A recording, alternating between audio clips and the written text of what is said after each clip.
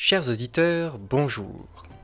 J'espère que vous allez bien, que vous êtes correctement installés et que vous êtes prêts à écouter ce 16e épisode de cette 9e Valamir Stories intitulé Salit Nital, la première des cités perdues.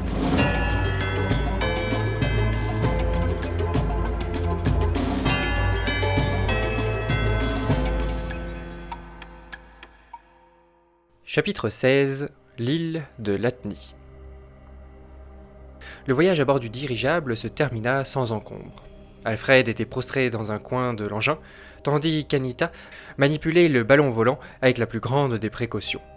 Finalement, elle se posa au cœur de l'île. Non loin de là, elle pouvait apercevoir un autre dirigeable. Visiblement, Alfred avait vu juste. Quelqu'un d'autre était venu, et cela était très probable que ce soit Meshawi. « Valamir, debout !» ordonna-t-elle. « Allez, on débarque. Prenez un sac et notre équipement pour arpenter cette île. » Anita avait toujours son pistolet dans les mains, et elle pointait avec celui-ci l'infortuné Alfred. Ce dernier s'exécuta, et sans un mot, ils descendirent du dirigeable. L'île de Latni était assez vaste. Elle était aussi relativement désertique. Il s'agissait ni plus ni moins d'un amas de pierres noires, sans quasiment aucun signe de vie dessus. Du moins, il n'y avait pas de végétaux.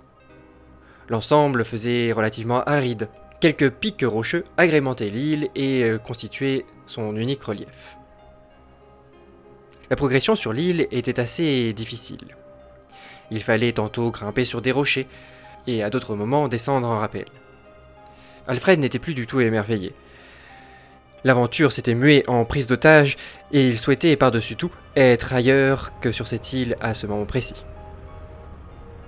Tandis qu'il progressait, Anita et Alfred firent la rencontre des probablement seuls habitants de l'île. Il s'agissait d'un couple de loutres qui avait élu domicile dans un petit renfoncement rocheux au bord de l'eau. Les deux animaux nageaient et semblaient encadrer leurs enfants qui apprenaient eux-mêmes la natation. Alfred se laissa distraire par la petite équipe de mammifères. Mais Anita le rappela très vite à l'ordre, pointant de nouveau le canon dans son arme sur lui. Ils reprirent le chemin et continuèrent à avancer un peu plus en profondeur dans l'île. Alors qu'Anita et Alfred continuaient leur progression sur l'île, ils furent interrompus par une voix derrière eux. « Alors, on s'aventure dans des terres désertes ?» dit cette voix d'un ton un peu narquois. Alfred la reconnut tout de suite, et il se retourna, en même temps qu'Anita, et vit devant lui Elmouton Meshawi, avec quelques hommes de main. Tous étaient lourdement armés, et tenaient en joue Anita et Alfred. « On dirait que vous vous êtes perdus, je me trompe ?»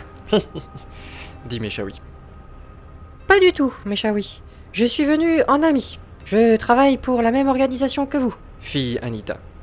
Alfred restait prostré. Et de nouveau, il ne savait quoi penser. À qui se fier ? À Anita, qui l'avait visiblement trahi ? À Meshawi, qui l'avait également trahi ? À qui se fier ? C'était véritablement la question. Comme il n'avait pas la réponse à cette question, il resta silencieux et observa les interactions entre l'ex-commissaire et l'explorateur véreux. « Vous êtes venus en ami, dites-vous ? Oh, je n'en crois pas un mot, ce doit être un de ces complots, encore une fois, pour essayer de vous infiltrer, non ?» Absolument pas. Et pour preuve, j'ai dû me débarrasser d'une quinzaine d'hommes des services secrets crossonaïtes sur mon trajet. Je peux également vous donner d'autres gages. D'autres gages, madame ? Mais quels seraient-ils ? Eh bien que je connais le Haut Conseil qui vous embauche. Le Haut Conseil, vous dites ? Meshawi était très intéressé. Cette information n'était en effet pas facilement accessible. Pour autant, il jugea qu'une membre des services secrets y aurait tout de même accès. Cela est bien, mais pas suffisant. Si vous faites effectivement partie des services secrets Crossnight, je pense que vous avez pu avoir accès à cette information facilement. Quoi d'autre, madame ? Je sais tout, y compris qui a commandité la tentative d'assassinat du Premier ministre. Oui, cela va de soi. Ce sont les mêmes personnes dont on parle. Je sais aussi qui l'a réalisé. Soudain, elle eut toute l'attention de Meshawi. C'est vous, monsieur Meshawi. sur commande du Haut Conseil et de l'actuelle vice-première ministre, Madame Laure Bilkham. Meshaoui, qui avait effectivement reçu ses ordres d'un informateur inconnu et de Lord Bilkham, était tout oui. Continuez, madame, continuez. Je vous écoute avec la plus grande des attentions. Je sais également que c'est vous qui avez volé le petit coffret dans le jdôme de Sainte-Marie-Coprine. En effet, en effet. Je sais enfin quel est l'objet de votre quête et surtout pourquoi vos commanditaires ont absolument besoin de découvrir cette cité.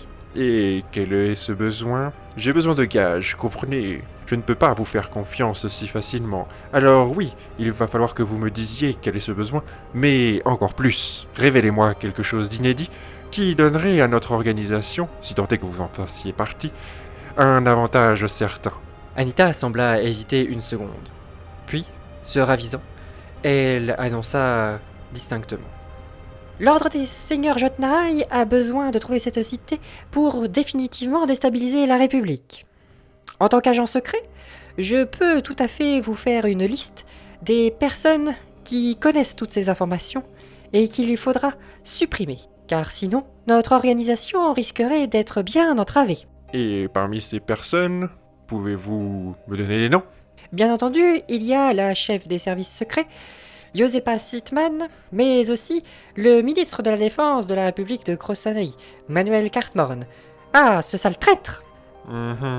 Poursuivez. Enfin, et cela intéressera certainement le Haut Conseil de l'Ordre des Seigneurs Jotnai, mais je sais de source sûre qu'un de ses membres est un traître, et que c'est lui qui a dévoilé ces informations au service secret. Ah, voilà qui est fort intéressant et qui risque bien de mobiliser pleinement l'écoute de nos commanditaires.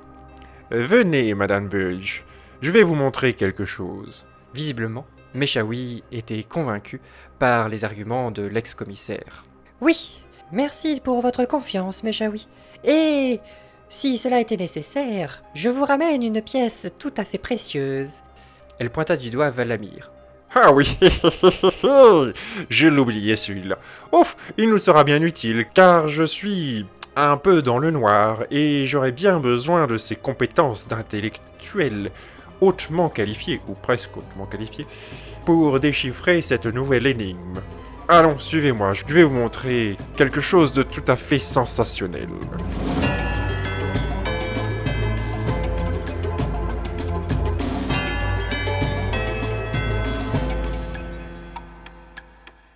Merci d'avoir regardé cet épisode, on se retrouve dès demain pour la suite. En attendant, n'hésitez pas à partager cette vidéo, à laisser un petit commentaire, à vous abonner et à laisser un petit like si ça vous a plu. Allez, merci et à demain.